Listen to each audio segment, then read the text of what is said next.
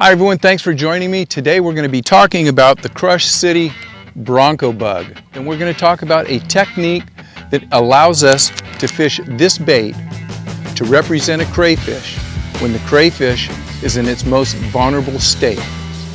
And when you learn how to do that, this thing turns into an absolute crime scene.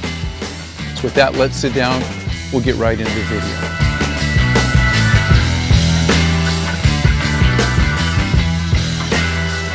When I do a bait review, it is an unsponsored bait review. I pay for these baits with my own money. That's number one. Number two, I don't do any unboxings. When I do a bait review, that means I have been out on the water and I put many hours of fishing and I'm catching fish and I'm having fun with this bait. I only review the baits that I like and that I catch fish with. I tend to experiment with a lot of baits, and I would say maybe 1 out of 10 I end up liking and doing a review on. So in this particular case, we've got the CrushCity Bronco bug, and it's a good one. I've had a lot of fun with it, and I think after you watch this video, you're going to want to go out and get some of these things, because if I'm catching fish on them and I do my job in this video and I explain how I'm fishing these things and the thought process behind it and the techniques, you're going to catch fish too. So with that, let's talk about the CrushCity Bronco bug. I'll talk about how I came onto this thing. I'll talk about how I rig it, and it is a very specific rigging. We'll be using a hook that I think a lot of you may not have heard of. It's made by BKK. We're going to go over that in just a few minutes. But we're rigging it very specifically, and we're rigging it. And by the way, these are a crayfish imitation. We're rigging this crayfish imitation so that we can present it to the fish when the crayfish are in their most vulnerable state. We're going to go over that, and as you see what this system entails and the kind of integration that comes with the way that we're setting up the bait and how we're fishing it, I think you really get the concept of what's going on here.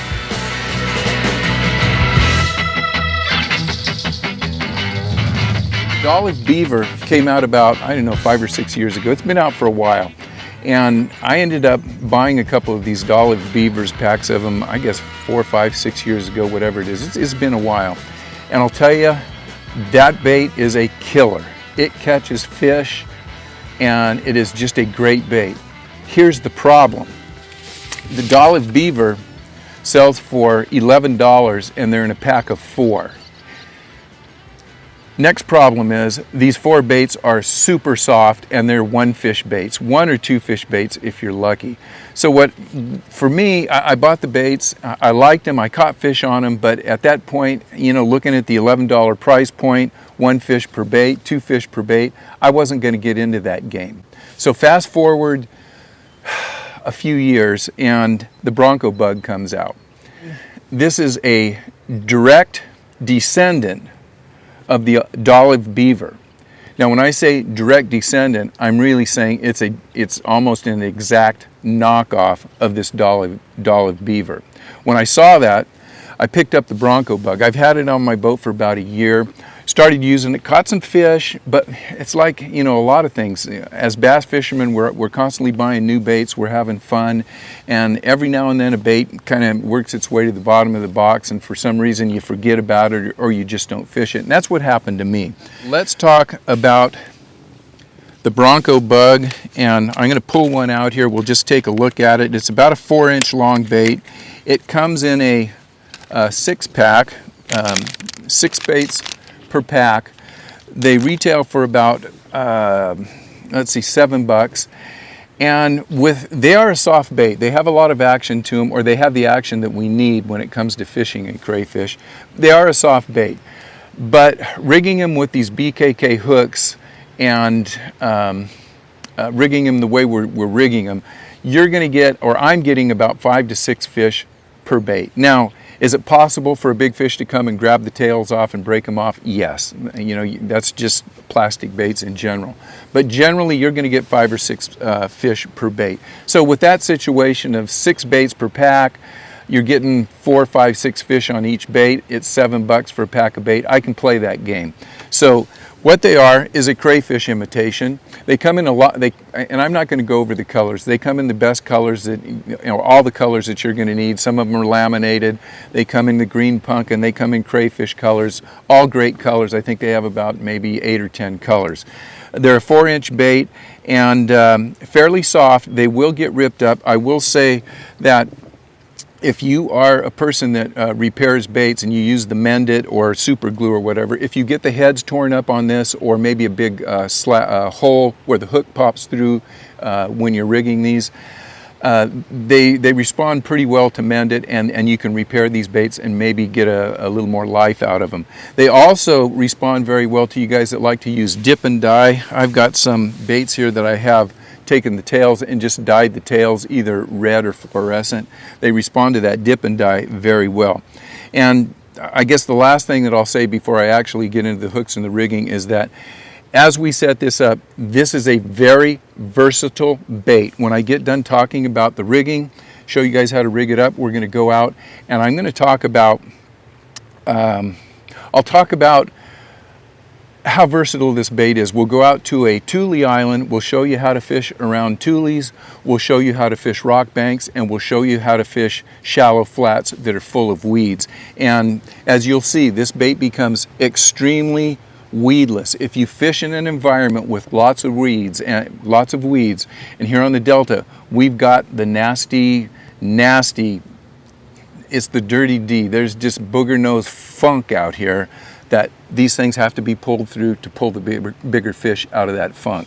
So with that, let's take this CrushCity Bronco bug and we're going to rig it. This is the rigging right here. I've got one rigged up, and this has caught a few fish already, by the way. This is what the rigging looks like. But let's talk about this BKK hook. Here's the hook. I'll try to get that, I'll put my hand up here. This is what the hook looks like. So BKK is a Japanese hook manufacturer you may not have heard of. They've been around for years, mostly in the saltwater industry, but the last couple of years they've been getting into the bass fishing industry. Mostly Australia, they're big in Australia, they're big around the world, but they're really opening up their market here in the United States. It's from Japan, it's high quality. They have Teflon coated hooks, so you'll notice that this hook isn't super, it's not made out of really thick material. They're pretty thin bodied, but they are extremely strong, and with this Teflon coating it does two things. It makes it easier for the hook to penetrate into the fish. It coats the hook so that when you have these hooks in your box, they tend not to rust.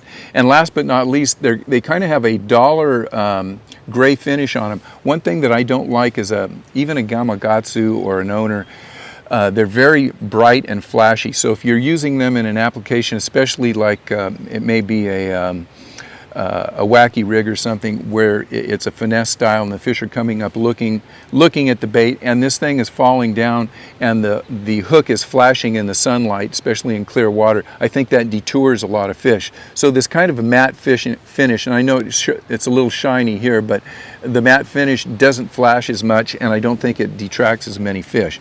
The other nice thing about these BKK hooks, if you decide to buy some, they come in a 4-pack, and they come in 2 different sizes. Each 4-pack has 2 different sizes. Now the weights are detachable, so you can move from anywhere, and I can't tell you exactly what the weights are of the weighted hook, but the weights are interchangeable on these. So when you buy a pack of 4, you may want a bait that is weighted with, I'll say, they start with probably a 1/16 of an ounce, and they go up to maybe 3/16 or a 1/4 ounce weight. I think this is probably a 3/16 ounce weight in here, and that gives this particular application enough weight to get down. I don't know what else I can say about these hooks. I know Rob out at the Bass Hole has these. The local, if you're in around the Delta, the Bass Hole out on Bethel Island shop out there, Rob has some of these BKK hooks. He also has the CrushCity Bronco bugs. I think they may have them out at Modesto Bait and Tackle. Fisherman's Warehouse, both in Manteca and Sacramento, I believe have these. And I guess what I want to say is support your local bait people, your tackle shops. You can get these if you don't have a local tackle shop that has these, or the Bronco bug, you can get them through Tackle Warehouse. But I just throw this in. Support your local tackle shops. Keep those guys busy and keep them selling baits. So with that, we got the BKK hook. I'm going to show you how to rig this really easy. This thing has, if you look at this, it's got some little appendages on them here. These little guys right here, they look like probably 20-pound test that are bait keepers. So literally, it's so simple to rig these things. We're going to take one. We're going to, it's easy when you have the laminated colors because you can look right in the middle of the lamination and just put them through there. So we're just going to press, I like to press the bait, kind of squeeze it, put it on, push it all the way up. That holds it on the hook, and then we're going to just run the hook Texposed like normal. We're going to put it in. Generally, you can see where my hole is, where I put this one in. That's about where you're going to put these things in. You're going to do this. You're going to come down. You're going to Texpose the hook so it's totally weedless and straight. That's what it looks like. Perfectly weedless, and with this, I'll say 3/8 ounce weight in here, it's going to drop about 1.5 feet per second. So here on the Delta, where most of our fishing is done in, I'll say 2 to 4 feet of water, it's only going to take a second to pitch that out into the base of a tulie, and it's only going to take a second, maybe 1.5 seconds to get down to the bottom, and you can start working it. So we've got the bait. This is all it is. It comes in, this happens to be, I don't know what the color of the bait, it's one of the laminate colors. They make some really good green pumpkin, red flake stuff, so on and so forth. Just great colors. Pick 2 or 3 of them, bring them out, and give all of them a try. The rod and reel setup, the reel really doesn't, I don't care. A 7-to-1 reel ratio, something that has a good quality drag on it, you're fine. I suggest braid line. I'll say 30 to 50 pound braid on the top shot on the braid. I put 15 to 18 pound mono, about 3 feet. I fish it on your standard jig rod, which would be a 7'2" medium heavy fast action tip. You need something that has the power to set hook on it. And you also need a little bit of feel, and we're going to be snapping this thing across the bottom and through vegetation. So you need enough tip so that you can snap it through the vegetation. Now, before we get on the water and start talking about this, I want to talk about crawdads and 3, I'm going to call it postures that they have, that literally any time in their life, these fish are, the crayfish are in one of these postures. First posture is their defensive posture, and let's just say this is a crayfish.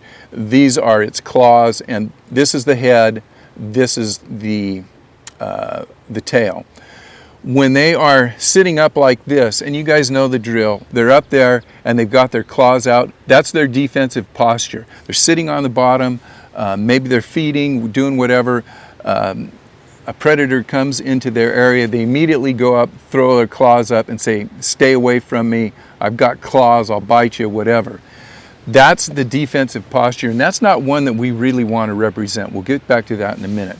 First posture, defensive posture. Second posture, that's when these, I call it a grazing posture or a grazing situation. That's when the crayfish is moving forward. Remember, this is its head, this is its claws. They're moving forward. They're crawling along the rocks, bottoms, looking for forage, their own forage. They're trying to eat. They're using their legs and their pinchers to move slowly across the bottom to find whatever they're going to eat. This is a situation, their grazing situation, where they can be vulnerable. Fish can come up and surprise them and grab them and eat them. They move very slowly and they move forward. This is very, very important to think about. When they are in their grazing mode, they are moving forward head first. They can be eaten, and they do get eaten by a lot of fish in that posture.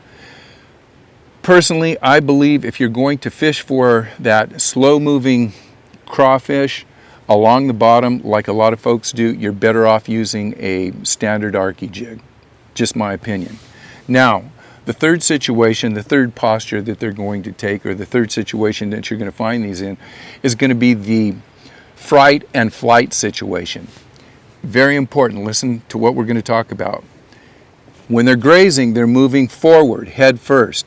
When they get scared and when they are in their flight situation, they move backwards, and they move very quickly. The way that they move backwards is with their tail. They flap the tail, and this crayfish that may be moving very slowly and all of a sudden gets frightened, it's going to go just like that fast. I mean, they move, they dart. They can only go about a foot or two, but they'll go from this position to they just get out of that danger zone, moving backwards. Now, here's the situation with that flight. Yes, if something's right in front of them that scares them, they're going to get away from what's right in front of them. But when they shoot back like that, they push a lot of water, and every bass within, I'll say 5 or 6 feet, knows that there's something going on, and they start to hone in on that. The other thing that they will do is when they dart backwards, they'll leave a little mud slick behind them. The bass, just Mother Nature teaches them, you know, when something's doing that and you move in and you see that mud slick, you know that there's food around. So what happens is this thing shoots down, it shoots out about a foot or two. As it stops, it falls to the bottom and then starts to dig into hopefully some vegetation or some cover. But as it's darting and falling, that's when these things are at their most vulnerable.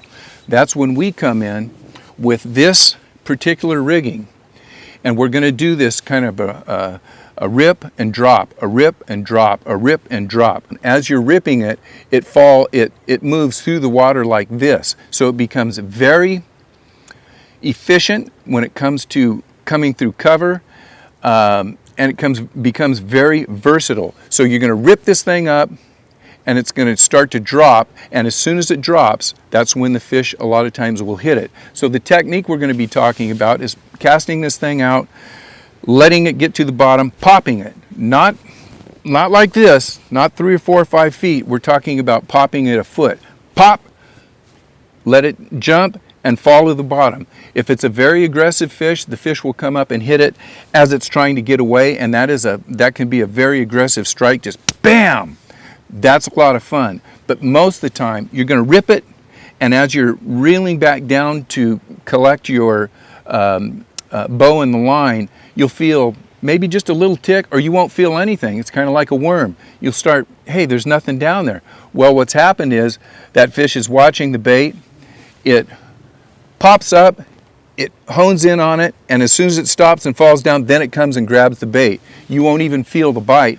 So think about that, and we're going to go out, and I think what I'm going to do right now is demonstrate the first tulie kind of bank right here, because we've got a lot of wind out here, and I know once I get out in the breeze, it's going to be really hard to get the audio right. So I'm going to set the camera up, and we'll talk about the basic rip and stop, stop, rip, stop, drop kind of thing that we're going to do, and that is a technique that you want to move very quickly. We're not going to let this bait sit. We want to cover water, and we want to keep that bait moving. So let's get everything turned around, then we'll take a look at how we're going to fish this bait. All right, we have a standard situation here. What's behind me, we've got we'll just call this a tulie island, and we've got tulies that are hugging the bank.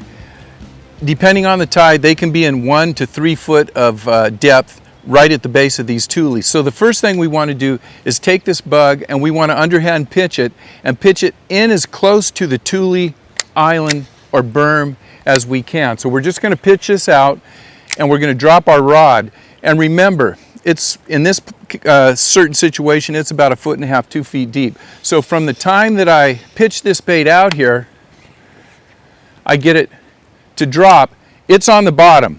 The fish in that area have heard this bait enter the water, and if they're interested, they're already looking at it. The first thing that I'm going to do, and let me move around to this side. There we go. I'm going to just give it just a tick. Make it move about a foot. You're just going to tick it and then reel slowly down to the bait. And what's happening is, as you make this cast, it's on the bottom, you rip it off the bottom, it comes up off the bottom, and then it starts to drop. Now remember, sometimes if that fish is sitting there looking at it and you rip it, as soon as it moves, it's going to grab it. That's a very aggressive fish. The second reaction will be cast it out, rip it, move down to the bait, and as it's falling, you'll feel that tick, tick, tick, then you want to set on them. Pretty darn simple.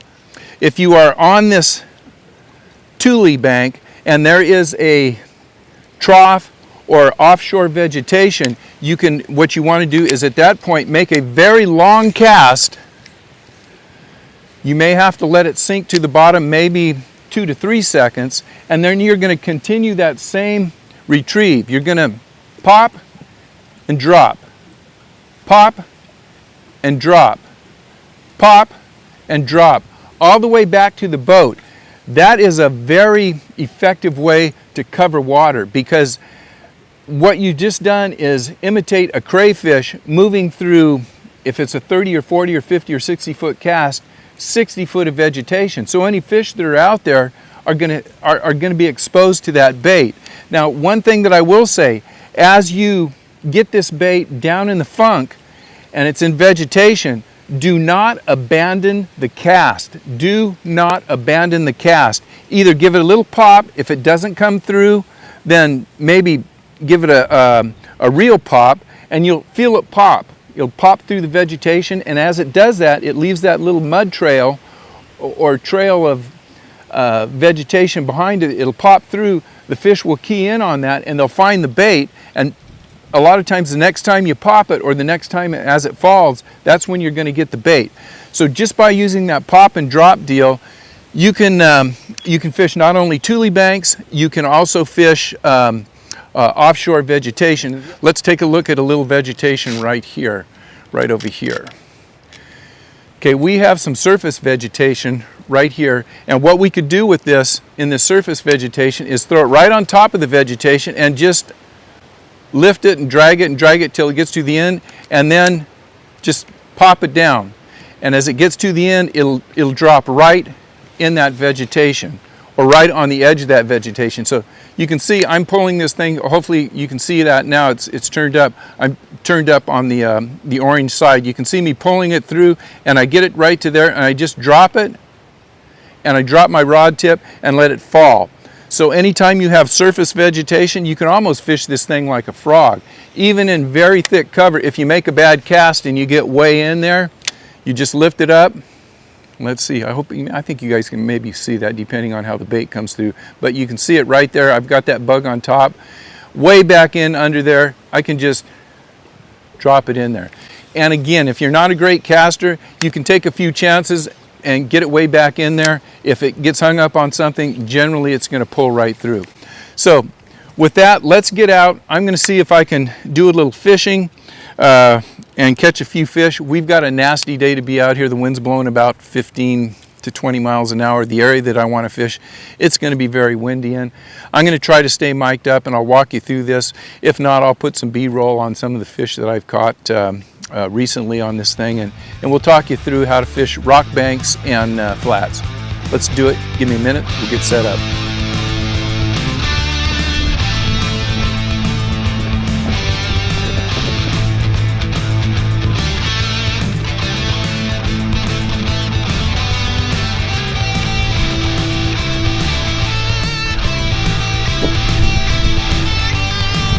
This one took some doing today, but here's that BKK hook in its mouth. This one tore up the bug, and but it was worth it. It's a nice, thick, beautiful delta fish, and it has been a grind out here today. Let me pull the bait off the deck. I'll show you what this one took. What we'll be doing in the second part of the video is walking you through a variety of common scenarios that as anglers we encounter on a daily basis. I'll offer my thoughts on when, why, where, and how to apply various techniques when using the Bronco bug. As we finish up the video, I think you'll see just how versatile and how effective this bait can be. So let's get into it and we'll check it out. In this situation, I'm on a tulie bank that has a nice drop off down to about 5 or 6 feet. So instead of pulling the boat out 50 or 60 feet from the bank and fishing from the boat to the bank, I'm pulling the boat in real close, and I'm making a long cast, and then I'm fishing down the bank. By doing this, I can keep my bait in the strike zone all the way down this ledge. Now, in the case that there's a lot of fish holding on this ledge, we start getting a lot of bites, we may pull out a little farther and work it slowly from the outside to the inside with the boat in a different position. When you're doing this, you want to keep your foot on the trolling motor, moving very slowly, and when you make that cast, you're going to take your foot off the trolling motor to slow the boat down so that as you make the cast, you can let that bait sink. And as it gets towards the bottom, you're going to collect line, make sure you have contact with your bait, and then you could start moving slowly again, twitching and reeling, twitching and reeling. So you always have contact with the bait. A lot of the tulie islands like we have here have cuts in them, and those cuts can create a little bit of a current. So anytime that you can get into an area like this, and whether it's a Bronco bug or a chatterbait or whatever you have on there, and you could have this thing work through the currents that are created by these breaks in the tulie islands, that's always a good place to fish. As we get out to the point of this island, you'll notice there's a bunch of vegetation off to the left of the boat. Some of it is subsurface vegetation. Some of this subsurface vegetation has grown to the top. You never want to pass this stuff up. If you have surface vegetation, you can throw this bug right on top of the vegetation, pull it to the edge, let it drop, sink down to the base of that surface vegetation, and then give it a little rip and stop, a rip and a stop. If you have the subsurface vegetation, throw it right in the middle of that stuff, let it sink right down into the vegetation, and then rip it and stop it, rip it and stop it.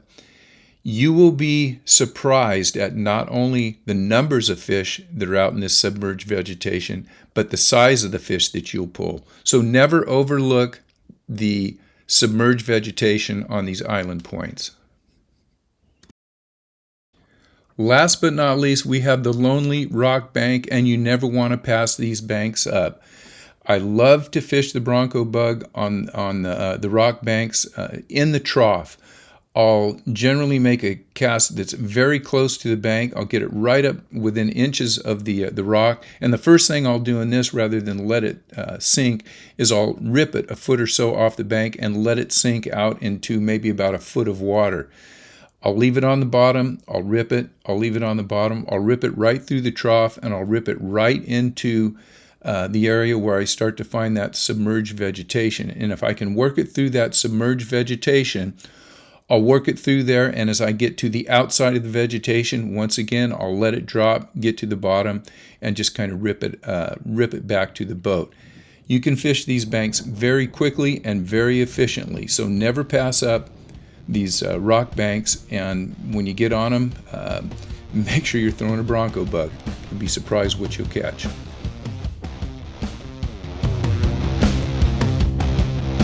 I hope you guys have enjoyed the video. If you have, maybe hit the like button and leave me a comment. It's what it's all about, this Bronco bug. Very versatile bug, catches a lot of fish out here, and it is it's just a fun bug to fish. Give it a try, let me know what you think. Till next time, get out there and catch some fish. See you guys on the river. Good luck.